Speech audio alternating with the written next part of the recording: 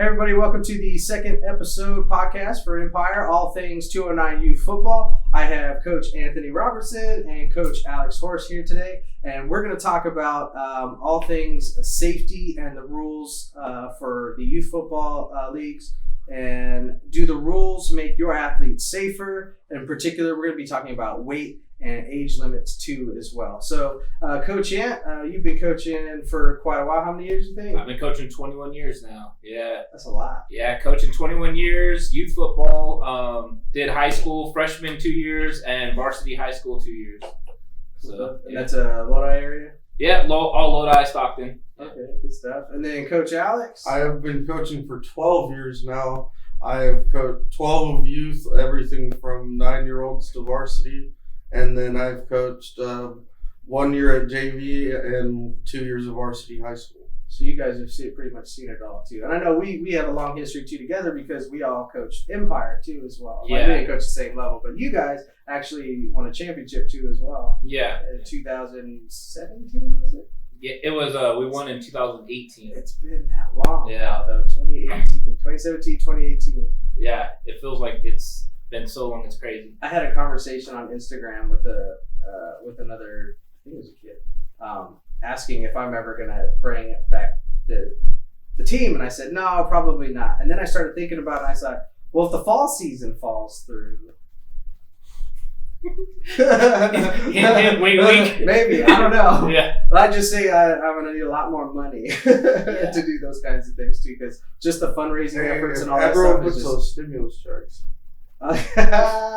Don't buy the TVs yet. Pay for registration. We know you got your bills. Some of you guys are paying some bills, but you guys are looking at it and be like, I could do the irresponsible thing. Just go out and put a down payment on a car or something. I don't know. That's a lot of money too.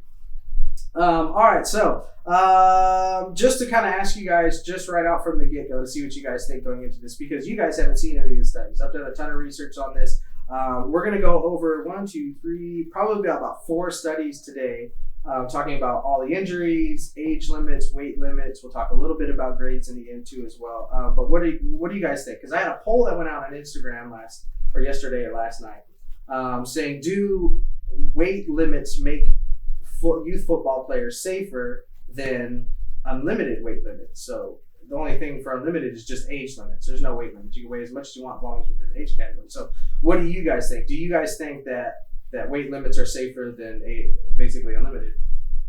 I don't. I've coached in both weighted leagues and unweighted leagues, and I don't think that really makes a big difference. I think when you have an older kid playing against a younger kid, that's where it kind of gets a little sketchy, a 13-year-old with an 11-year-old or something like that. But as far as weights, when you get a big guy, I know we played against guys that were 230-pound running backs. They can't move very good, so they go down pretty easy. So, I mean, unless you just got some absolute beast that's out there just dominating, it's really not that big of a deal between weighted and unweighted. I think it's when you get into the older, lighter thing that it gets kind of interesting. And we've seen our fair share of beasts running the ball, or even at a quarterback, because they just snap it to him and see him run around, those kinds of things. And even then, on a football strategy wise, it's a pain and it's hard to contain a lot of times. But even then, I haven't seen them causing too many injuries. And as long as they're within the same age group, like you said, if they're much older, then maybe I could see that. But as far as like just beastly running backs or quarterbacks, things like that, maybe they run up the score on you, but as far as injuries, I don't really see too much. Yeah, another thing with that is I don't like the X-Men thing for the lower levels, because I had only done the upper levels up until 2 years ago. I've helped on a 10-youth program, and I've seen several kids that were barely above the X-Men weight that probably could have been skill position players, and I think it's stunning their development as football players. Yeah. Not being able to play a position that they might actually be more apt to play as they get older. Well, so a couple of them, it's just because they're tall. Like, they're not a big, heavy-set kid, and they have to play the line. And, I mean, kids like that know that they're more athletic than some of the guys playing receiver, tight end, running back. It's going to make them not want to play. Yeah, because they know they're more athletic than the guy out there catching passes, and they have to go out and block. and a 9, 10, 11-year-old kid's brain isn't going to compute that. Right. Even though it's not the coach's fault, they have to put them there.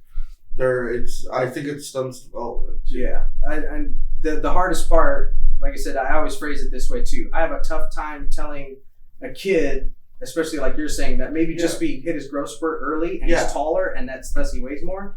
And then I have to tell him, well, you can't be like everybody else. Yeah. Like that's the hardest thing to tell a kid. Well, you can only do these things because that's all you're allowed to do. And that's disheartening. And a lot of times, especially with how long those rules have been in place, how many kids didn't play football because of that? I know when I was growing up, and we just had this conversation earlier too, there was a kid that played flag football all the way through his youth years because he was always way too big, always way too heavy, and he wanted to play with his friends, not with people that are way older than him. And then he got to high school and dominated. Well, then you can start talking too about when you're in a weighted league about a kid that wants to play with his friends, wants to play at a certain level. Now he's dieting and he's getting he's cutting weight. And it's like, when does that become more dangerous than just playing with someone that's a little bit over the weight per se? We had, for instance, on the Titans, we had a lineman the first year I coached there, 10 years old, 275 pounds. He would have. Well, we've seen it though. He would have played on the line no matter what. But what I'm saying is, people all terrified of that coming out. If you'd have handed that kid the ball, he would have fell over before he got to the line of scrimmage. That kid is not going to take the ball and go run a bunch of people over. We're going to go over a little bit too, because I think what you're talking about is like the actual physical maturity. So just because you're 6 foot, 250 pounds at 10 years old doesn't necessarily mean you move like an NFL player at 6 foot, 250 pounds. It's just not a thing that I've ever seen happen. They're usually they're like a baby giraffes or baby deer sometimes, just with a whole lot of weight, and they just don't have the physical maturity to actually move and cause any damage. They're just one of the teams we played against this year had a 290-pound 10-year-old. He didn't even start. Yeah. A lot of times it's just to get in shape. We got to get, kids at that weight that early, there's something unhealthy going on. And I think it's best that we don't say in any way you can't be like or play at all. No. Just go out and exercise and get there. And like you said, they maybe not start, but guess what? They're going to practice all the time. They're getting healthier. They're dropping some weight. I just mean active. As far as them being more dangerous because they're big. Yeah. It's just, when I did the streaming last year, I always scan sidelines and warm-ups and things like that. And one of the things is just because I see a bigger team, I'm more interested to see who actually hits the field. Because I see a lot of big kids that are still on the sidelines. They're taller than everybody else, they're bigger than everybody else, and especially the younger you go down. Yeah, especially the younger. The starts and rookie or whatever people call the 8U, 10U level. It even counts at the varsity level too. You see it still at the varsity level where you're like, God, that kid is 6'5", 300, and he's a minimum play rule is what we call it. So you get 4 plays a game or 8 plays a game, whatever it might be, and you're just like, I tend to be a little critical of the coaches. Like, why don't you develop that? And sometimes it's just maybe they just can't move. They just can't move. Even when you get into high school, you get the kids that still can't get all their functions together to be able to do what they need to do. It's just the body grows at different rates, and you get your skills at different rates, and sometimes they're just not ready. Yeah, especially at the youth levels. Oh, at the high school levels, they tend to fall off too. Mm-hmm. So if you're big and you still can't move too much, it still happens, but I don't see it as much in high school as I do in the youth levels. There's a lot more physical maturity going on in high school, and everyone's hitting puberty and they're weightlifting and they're doing some hardcore training. A lot of them are thinking about the next level in college and specialized. So those kids tend to fall off by the time varsity season rolls around. And then if you're big at the varsity level and not starting, sometimes it's not because of physical maturity, just because you're probably not better than the guy in front of you. Just plain and simple. There's a little more that goes into it.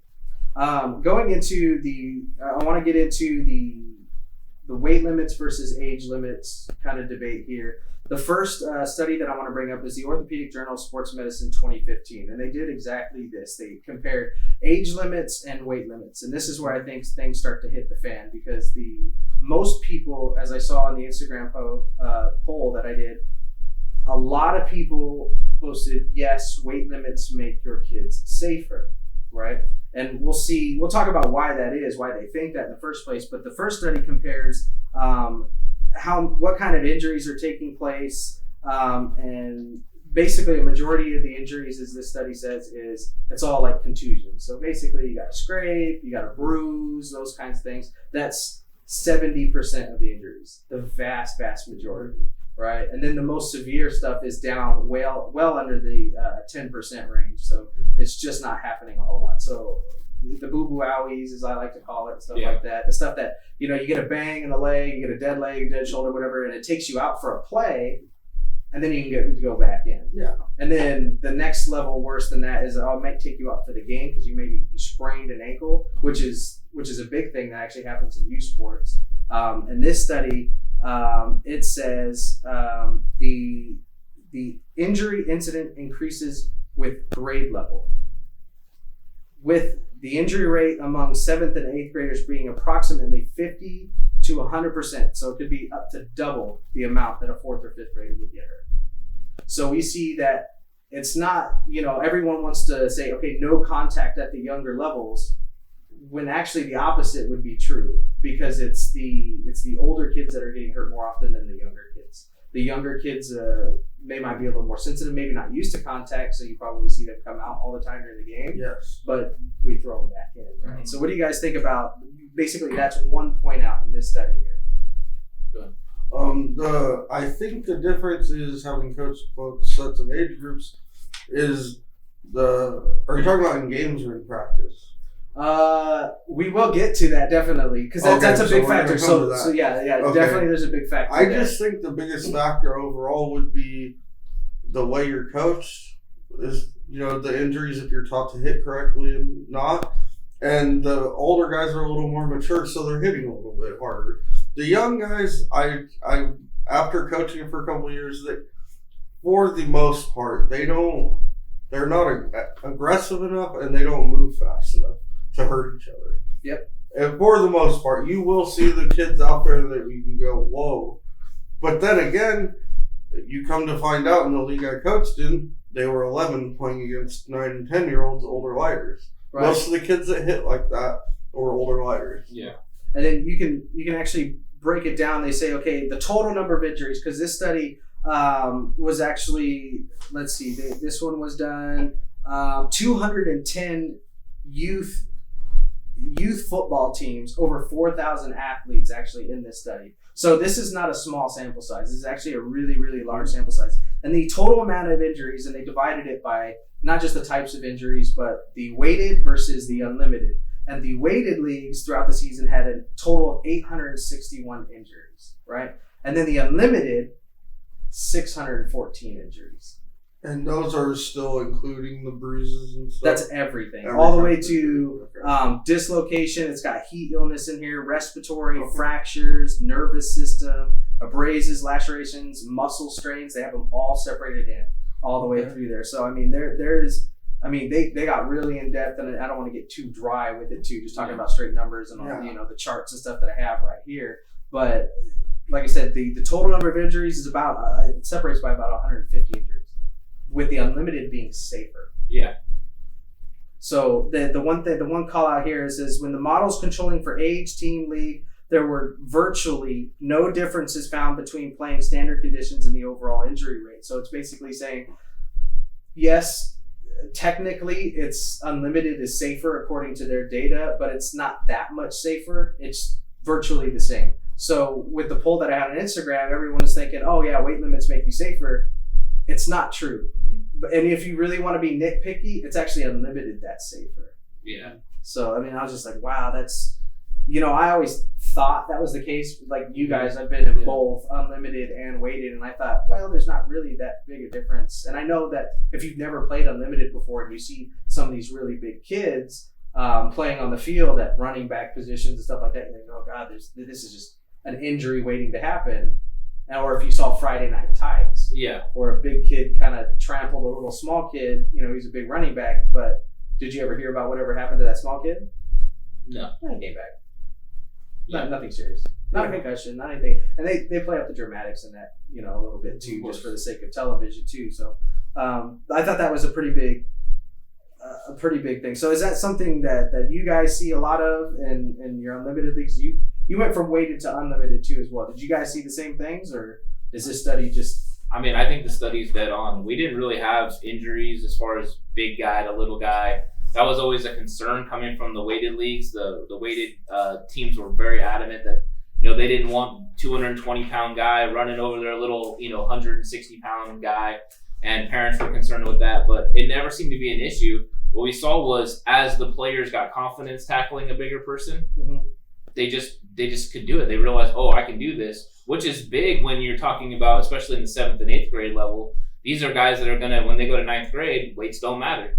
So they gotta understand right away, like, I gotta tackle a big guy, and there's gonna be a huge guy you're gonna have to tackle more than likely. So I think as far as it all comes down to what you're teaching, coaching wise, techniques and stuff like that. It doesn't matter if they're big. We always say that. It doesn't matter how big they are. We say that, but then we go to weighted, where it's like we're more like a boxing or an MMA, where we think everything needs to be, a certain weight. That's actually what I was going to bring up too. Is like, so why have the basically the weight classes or the weight limits? Because you get into high school, and wrestling has weight classes. If you go professional for boxing or MMA, everything is finely tuned to weight classes. But then I come back to that study and I say, well, it's the older people that get hurt more. So maybe weight classes is actually doing, something better up at the older, more advanced levels. But if you come down to the youth stuff, the study doesn't show that at all. It just says age actually is the big determining factor between everything else. So, and then talking about practices and games, because you guys are talking about coaching and things like that. So, tackling techniques and fundamentals have changed a lot from when I was growing up till now. A lot of people have developed and stole things from all over the place. So, before it was head in front of the runner's momentum and strike with the shoulder, wrap and drive with the legs.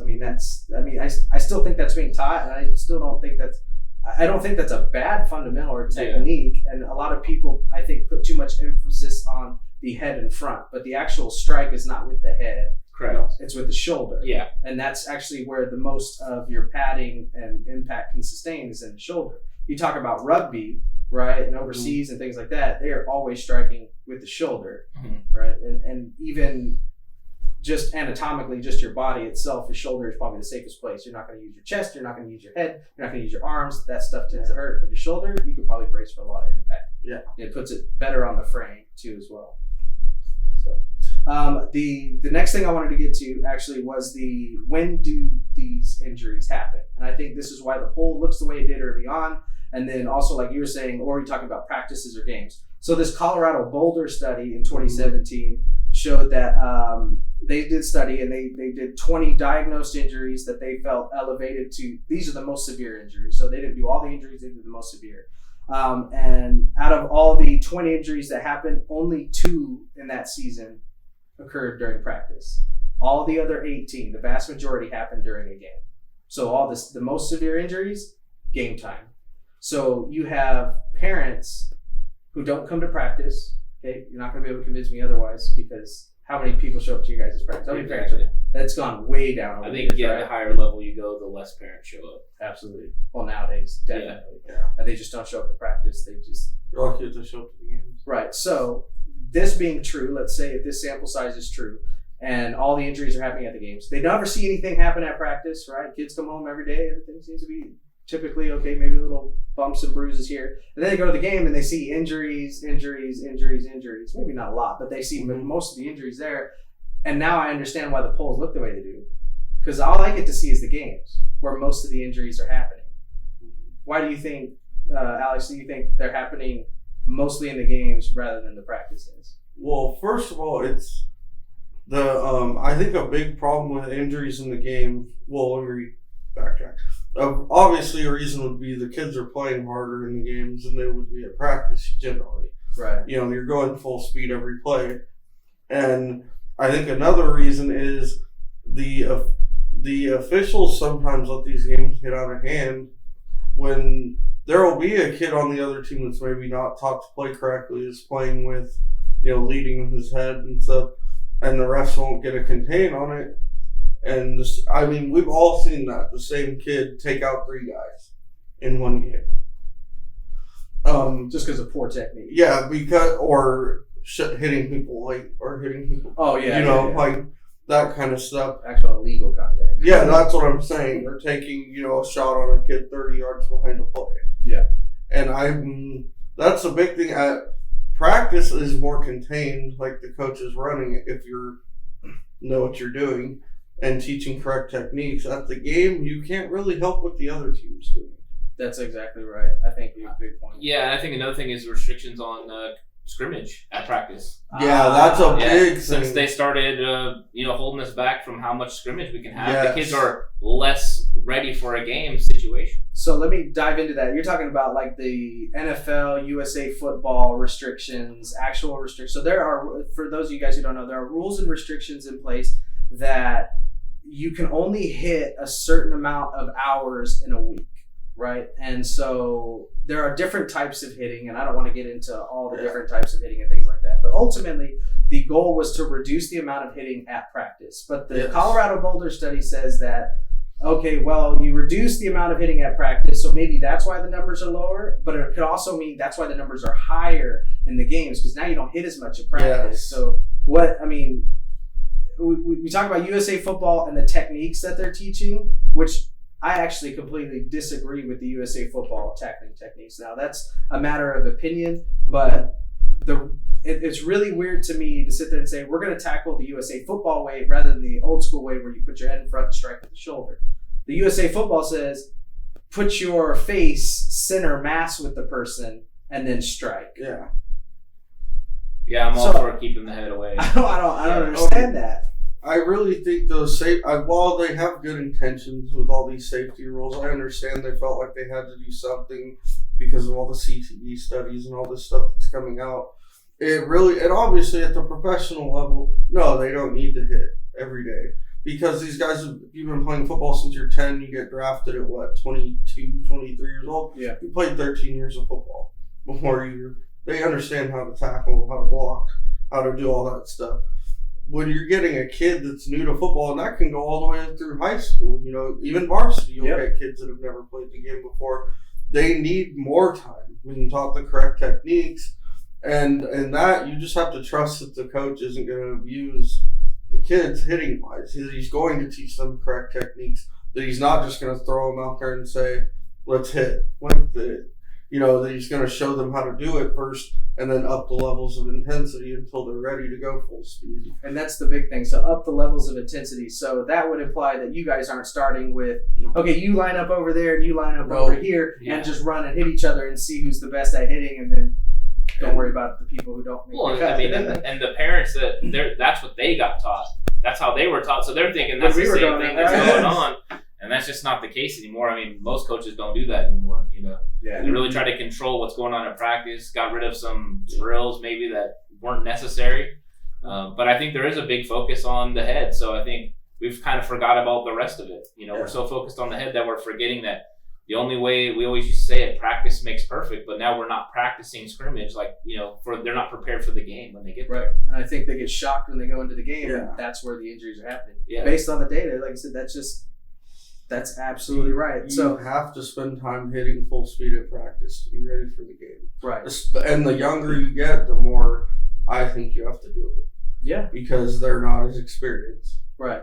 And I don't think, and you guys kind of said it, you're not just throwing them in and saying sink or swim with it. You guys are actually, okay, teach the technique, build up the muscles in order to be able to get down to a correct level. Body positioning is a big thing. And I think actually a lot of coaches are doing that. And when I look online and I see some of these drills that technically go viral that are terrible, I go to the comments to see what people are saying about it, and they're usually bashing the video pretty hard. Yeah. They're not sitting there saying, oh, that's a clean hit, this is old school, this is what we're taught, this is the best thing ever. It's not that. I'm seeing a lot of people trashing the coaches, trashing the drill, and being like, this is why we have such a tough time getting kids to come out sometimes because of the injury factor. Yeah, definitely. I mean, my high school line coach taught us to strike with your forehead first.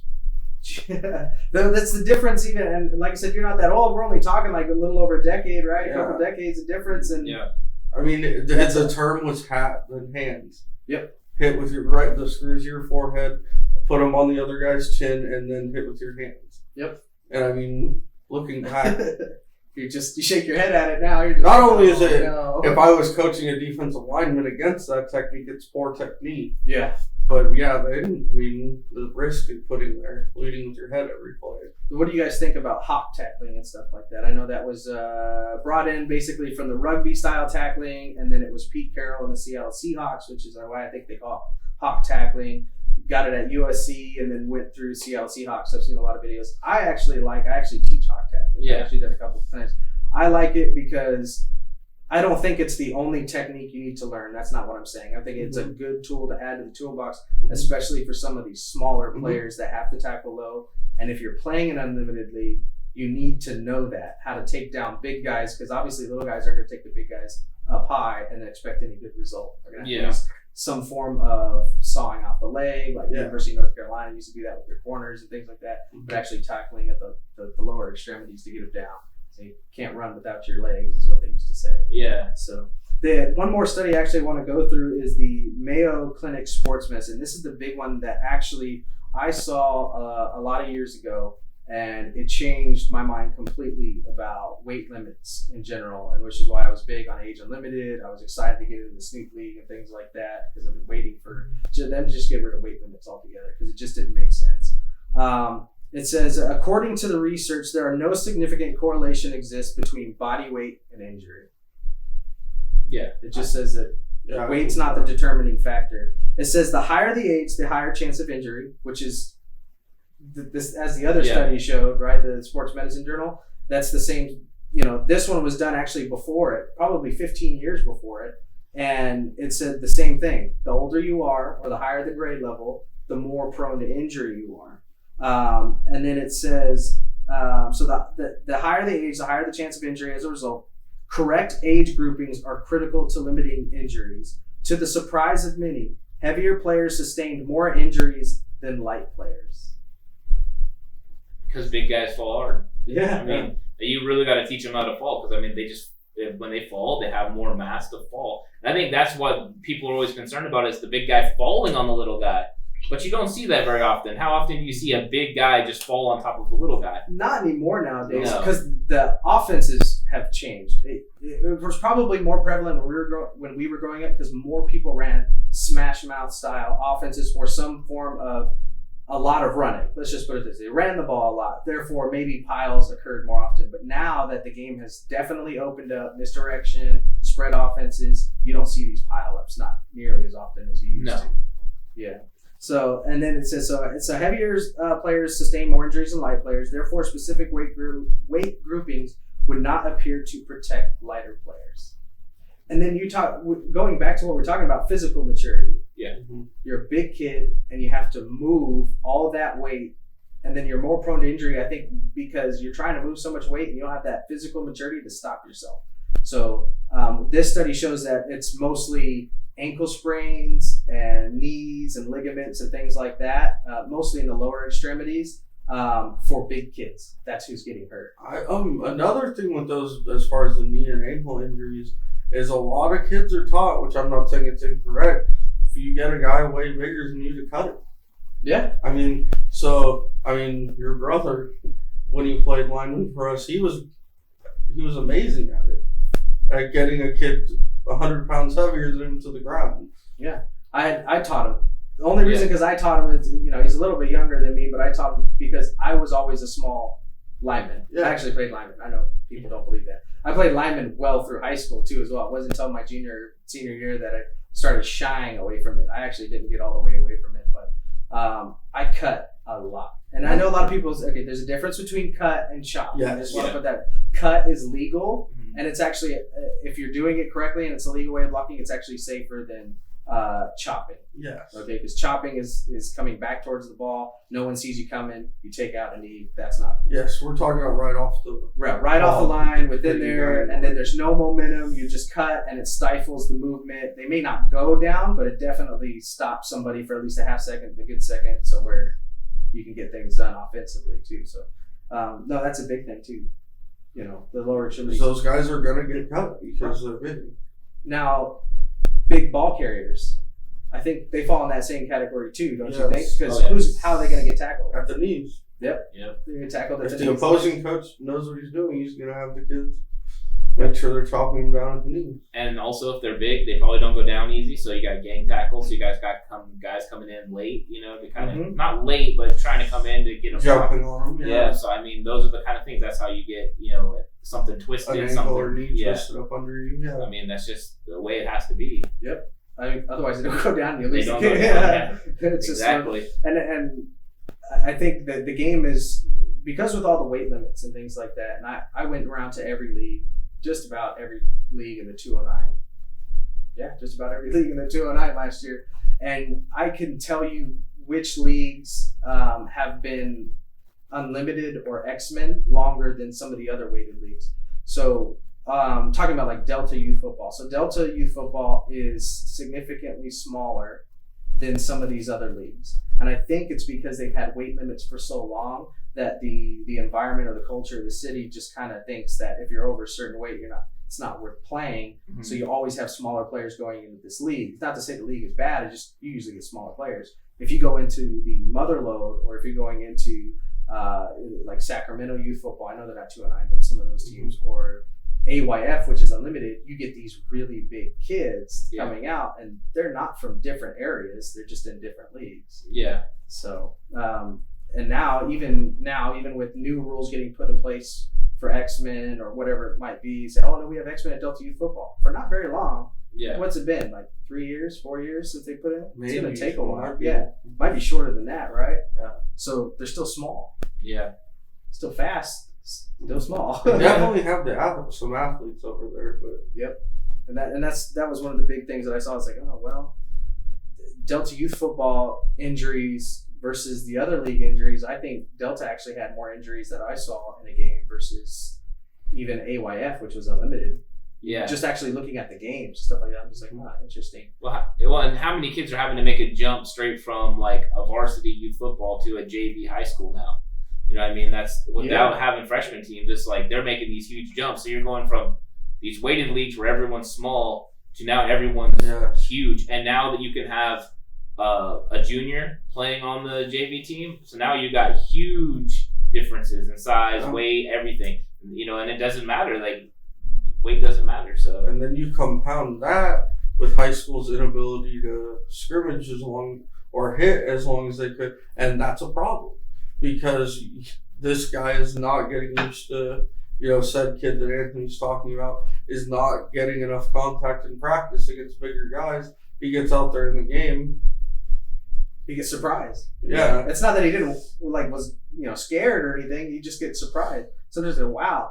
And for those, and I think this is the difference between those who have played and who haven't played as a coach would understand that the speed of the game in practice is different than the speed of a game in an actual live game. You said that early on. It's always they tend to try a little harder, but I think the adrenaline's pumping a little bit more. There's more consequences to winning and losing each individual plays and responsibilities. There's people watching the game in the stands. Yep, exactly right. So there's a lot of pressure in the games to perform, and then if you get surprised, even when you're at the highest alert and you didn't understand that speed difference, I think you get hurt. I think you definitely get hurt. So when we're talking about those big kids, they basically stated here, and it's funny, why is it that bigger kids and older kids are getting hurt more often than the lighter and younger kids? He stated that older players get hurt much more often because they run faster and hit harder. Plain and simple. Youth players are larger, don't necessarily impact with more force if they aren't fast and strong. Yeah. So even with like concussion rates, it's so funny that the ban was to ban the younger kids from playing football, but if you're looking at the data, you actually should be banning the older kids. Yeah. Right? And actually letting the younger kids play. It's so funny. It's like, oh no, it's over time that these injuries become. It's like, okay, that's true with every sport. Yeah. I mean, there are more concussions in bicycling. Yeah. Oh yeah. Well, I think a lot of it too with politicians and not understanding what they're talking about, but wanting to make a good impression. Guys not that involved in the sport, and just automatically, little kids shouldn't be put in danger. And I mean, you had the same thing when mixed martial arts first originated. Guys that did not understand the sport, were having it banned across the country. And then scientific stuff started proving that was actually safer than boxing. Right. I mean, same idea. Because boxing is just Is repeated blows to the head. yeah, exactly. Whereas MMA, you actually have other ways of winning a match rather than just knockout. Well, not just that, but when you get hit with the small gloves, you're not going to take repeated shots. You're going down. Yeah, yeah, exactly. So it's the repetition too. Yeah. Too as well. So we talked a little bit about the USA heads-up football, the restrictions on contact, and now actually I understand, like you said, the intention may have been good, but I can clearly, based on the data, I think it backfired. Yeah. It completely backfired. So I think they need to take another look at that. When we talk about weight limits and age limits, you guys agreed straight from the beginning that it didn't matter. You thought unlimited versus weighted, that there wasn't. So is your mind changed? But did any of this actually surprise you? Because I know you guys have been doing it for a long time, so maybe not. But not much. But to touch on the USA football thing again, the one positive I think that has come out of that, most leagues now make all coaches watch those videos and get heads up certified, is that at least it puts in your brain that you don't want the head contact. I think that is a positive. It at least puts it on your brain as a coach. Yeah, it's the education. I don't think they're correctly educating it, but it at least reinforces it to everyone in your organization. Yeah, that they shouldn't be. And it talks about the drills you shouldn't do anymore. Yeah. Which I think is a major positive. Yeah, I think some of the drills that they said don't do anymore, I think that's correct. And like touching on what you just said, was the drills that they are telling you to do, they're not the worst, but they're still not good. No. They're still not good, especially those who have actually been through this and know we've actually seen in practice what gets kids hurt, what doesn't get kids hurt and stuff. We tend to know what to not do. You know, the bull in the ring stuff, the starting 15 yards apart and going straight collisions. What is it, the death alley or whatever they call it? I don't know what they call it. I still don't do 4 on the floor. Can't get it. Yeah. I don't know why you start a play on your back. It makes no sense. Nope. So if you're a big guy and you're trying to get up, somebody comes and cracks you when you're on your knees. What does that teach you? Get up faster? Well, why are you on the ground? Yeah, exactly. You know what I mean? Don't ever be on the ground. What are you doing? Right. Yeah. And one of the drills I think they were trying to get rid of was Oklahoma.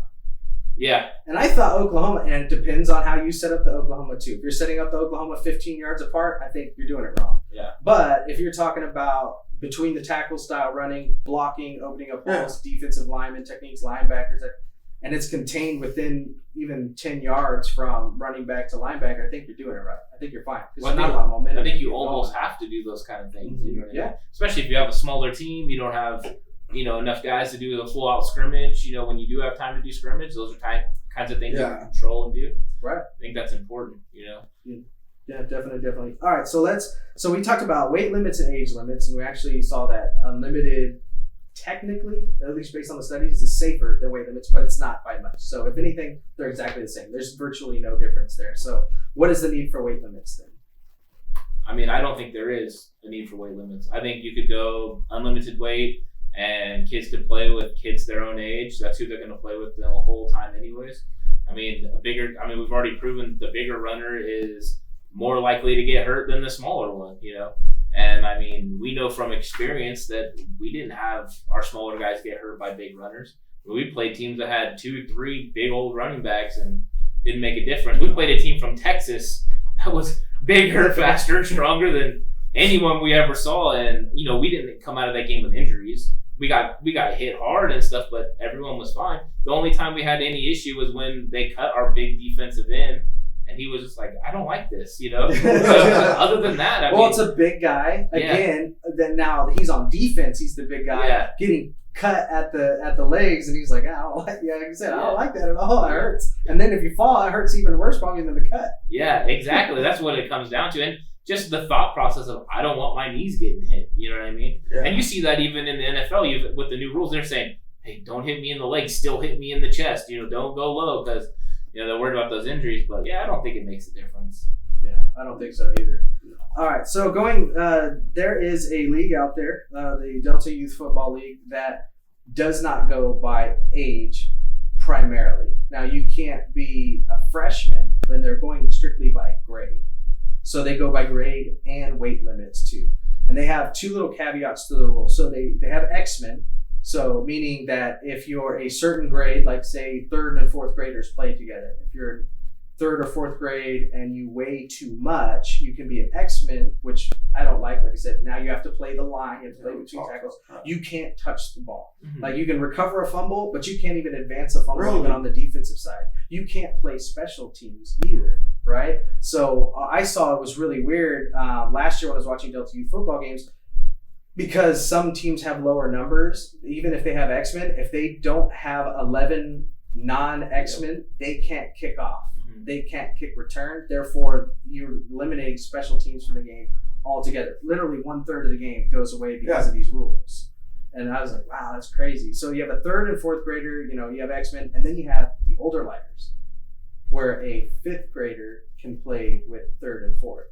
Now, according to these studies, that's not a good thing. Age, you want to couple it by age, not by grade, because grade doesn't necessarily mean physical maturity, right? But it definitely gives you more time if you're older to do that, right? You could be a young 5th grader and play down and you'll probably be okay. But if you're older 5th grader and just because you're lighter, you can actually apply more force, right? So what do you guys think? Do you think there's big risk there? I think it's a huge risk separating it by age, because as you guys know, when you went to school, sometimes when you're in 8th grade, there's kids that are 12 and there's kids that are 14 that are in your 8th grade class. So now you're putting 12-year-olds against 14-year-olds, and anyone that knows anything about the way the body develops, a 14-year-old should not play against a 12-year-old. That's dangerous. That the maturity, for the most part, the maturity level is so much different. Or you could have, a 6th grader that's 12 and a 6th grader that's 10. And we've seen 8th graders all the way up to 15-year-olds. That's getting held back twice. Or start late and held back. Right. And that's dangerous. Especially in areas like Stockton, where they don't have the highest literacy rate. So I have another paper and stuff. I didn't want to get too deep into it, but the literacy rate in places for like inner city, like Stockton and some other places where holdbacks are more prevalent, not because we're holding them back because we wanted to play, down and better football and stuff, take advantage of the rules, but because it actually happens a lot. So I don't know how often we see it that we have older kids that much older, like being held back even 1 year. I don't think we'll ever see, well, now that we've let the cat out of the bag, we may see it more, but we don't see kids getting held back twice and then playing that big of a gap. But that 1 year gap says in these studies that's actually what's happening is these older lighters, regardless of weight, because we said weight actually doesn't matter, it's the age. Then you have older kids hitting younger kids, and that's what we're seeing. And that's what you guys have seen in games too as well. Yeah, I can give a personal example just from when I played. I played in the Delta League, and when I was 10 years old, I had to go against a 13-year-old older lighter. And going against somebody that was 11 or 12, it wasn't a big difference. But when I went against the older lighters, I knew. And they weren't that big, but they were definitely more physical, and they were so prepared to play and hit. They were the hardest hitters. I hated going against them. I cringed when I got hit, and that's not good when you're cringing because that's when you get hurt. So, I think that was a perfect example. And then because of the weighted league, I played varsity as a 12-year-old, and then I played against 14-year-olds that were bigger, better, and they cracked me. Maybe there's a possibility of a 15-year-old being that would be even worse. Yeah. And they could still be 8th grade. Yeah, that's that would be even worse. worse. About it, because I think anyone that's played at the youth level or coached, especially our generation, is that looking back on it, playing and coaching, the best players on your team were always the older lighters. I think we still see that, even in the Delta Youth. No, that's what I'm saying. Yeah, I still see a lot of little guys doing tons of, not like damages, injuries, but on the field scoring touchdowns, throwing, catching, running, those athletic positions. We had a guy on when I was head coach for Thunder for JV. There was a 13-year-old lighter that was 72 pounds. And he used to just absolutely knock people senseless. You guys both know who I'm talking about. That's the thing. When we were in ISAC, Mountain Valley, that we could have 15-year-old older lighters. Yeah. And if you didn't have 15-year-old older lighters, it was not good for your team. Like, you needed them to be successful. Mm-hmm. They were always the best players in the league as the skill players. Of course, you needed to have the linemen and stuff like that, but I mean, the 15-year-olds usually were the standout players. That was the way it was. So the misconception here is we're trying to protect these older lighters because they're too light to play the heavier kids. But the data just says, no, they're fine as long as they play within their age. Yeah. In fact, it's the older you are and the heavier you are, that's who gets hurt. It's not the lighter, smaller kids. Yeah. Right? Or even the younger kids, right? It's the older, bigger kids that are getting hurt. Yeah, because, I mean, you could take a 14-year-old from 8th grade and a 14-year-old freshman and put them against each other, and you might not even notice a difference. Yeah. It's a lot of times, we knew this from experience, a lot of times the 8th grader could beat the freshman. And it had nothing to, it's just, that's the way it was. They're the same age, so they're on the same playing field, you know? Yeah. So, Coach, you've had some experience with, like you were saying, 8th graders and freshmen kind of going up against each other. You see that sometimes in unlimited stuff where freshmen are allowed to play. Even in other leagues where it's not even unlimited, sometimes they allow freshmen to play, and you didn't see really a big difference as long as it's 8 and freshmen, not freshmen and 7. Yeah. There might be a difference there, right? So you guys have coached high school football, and now you guys have your own thing going on too, as well as the cutback channel too, as well. So what's that all about? Well, yeah, what we started doing last year, we started going to all the games, and we're really giving everyone live updates on what's going on, breaking down high school football, like what's happening. We got a lot of following lately, and it was a lot of fun. I think we just started it more because we enjoyed going to the high school games. When it's locally, Stockton, Lodi, and Manteca, we actually know a lot of the kids from our youth programs or Empire. We've coached, so it started as that, going around to watch those guys play that we used to coach. A lot of our games that we coached for our high school were on Saturdays, so we were able to go to games on Friday nights. And we just started enjoying giving the play-by-play. And I'm not going to say any names, but a lot of the high school reportings you get on I don't agree with. Right. The players, like who the best players are or the best coaches. You'll see reporters that are hooked in with a coach, so they constantly say this coach is better than other coaches. There's a little bit of bias going on. Yes. Just because they know the people. Yeah. Small town media bias a little bit, you know? Yeah, and I think we're trying to get out there and to put the players' names out there. Yeah. Let people know what players are doing big things.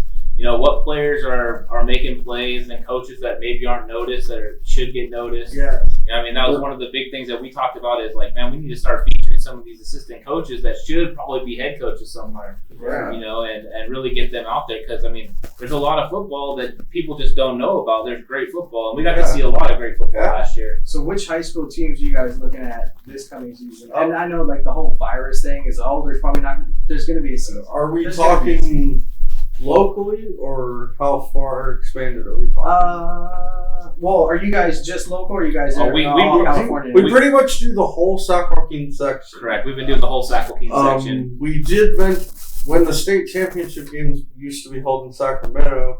We used to go see the SoCal teams play in that. We haven't made a trip to SoCal yet. Right. We're thinking about trying to figure out a way to maybe go watch a Modern Day versus Bosco, or one of those type of games. That's because one of our hometown kids on Modern Day now, right? Yeah, and exactly. I think the latest I saw he got offered from Nebraska too. As well. He did just get offered from Nebraska. He's got I think he said he's considering Oregon State. I know Miami's Oklahoma, another recent one. I mean, I'm rooting for that kid. Yeah, me it's too. always nice to see another Stockton kid.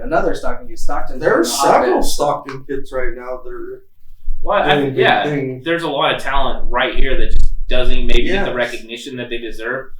Maybe a high-profile player like Raleigh would help get some of those guys noticed, if they're clicking on the film, because there's a lot of big-time players. Jonah Coleman, beast from Lincoln. Roman Amoroso of Lincoln, that kid's a defensive tackle. And one of our own, Zach Tamu. I mean, that dude's a freaking savage. I mean, he tears it up on the D-line. Yeah. He kills it. When he's on offensive line, he does well good too. So yeah, we just like to put the exposure, like he said, on the players. We're definitely not there, even though I made the comment earlier. We don't bash people. We don't talk bad about the people we disagree with. We just prefer to put the spotlight on people we think. Yeah, you guys have a different focus. I actually like that focus. That's the same way I am with the football highlights and things like that.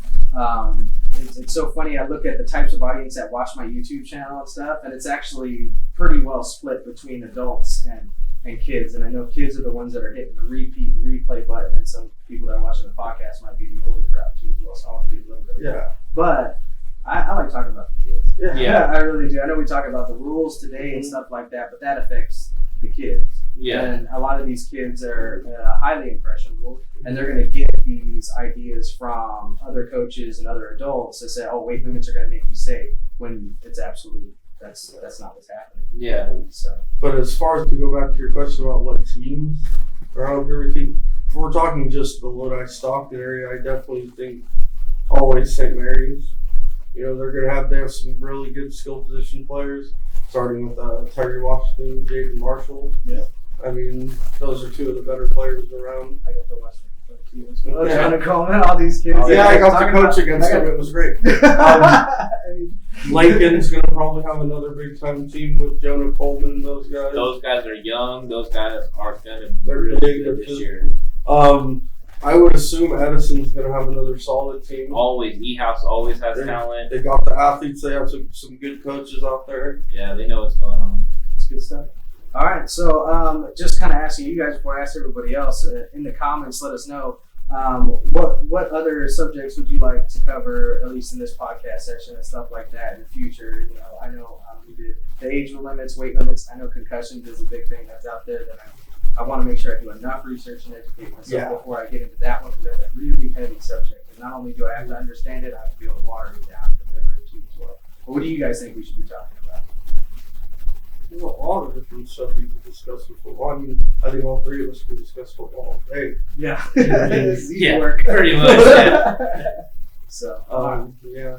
All right. So, I mean, I think there's a lot of topics to touch on as far as just like gameplay, maybe even different styles of gameplay. I think we're seeing that a lot. Yeah. As well, you got a lot of the teams that are still smash mouth, and you got some that are completely spread. And it's like, I think sometimes parents see spread all the time on TV, so that's what they want. They want their kids running spread. You got coaches running spread, but they don't really know what they're doing because all they ran was. So I think the different dynamic of what spread football is doing to football as it's trickling down, I think that'd be an interesting topic to talk about too. And Coach Mike, I think he said the same thing on the last podcast. He goes, "I'd really like to discuss the differences between the leagues," and he was kind of alluding to that. Yeah. Because, you know, the mother load still very much systematic running the football on all different kinds of way, wing T, double wing, all, you know, a bunch of different things. And then you go to like the Delta Youth Football League where they're like to spread it out, but the playbook is different damn near game to game. Oh, yeah. And so, definitely want to bring that back into the conversation. So. All right, so I just want to say thank you guys all for watching. Make sure you guys hit the subscribe and like button. If you have an idea that you want us to talk about too as well, put it in the comments below. If you want to comment on the video, whether you agree or disagree about weight limits or unlimited, let us know in the comments. I tend to respond to every single comment, so go ahead and do that for us, and we'll see you next time. Thanks for watching.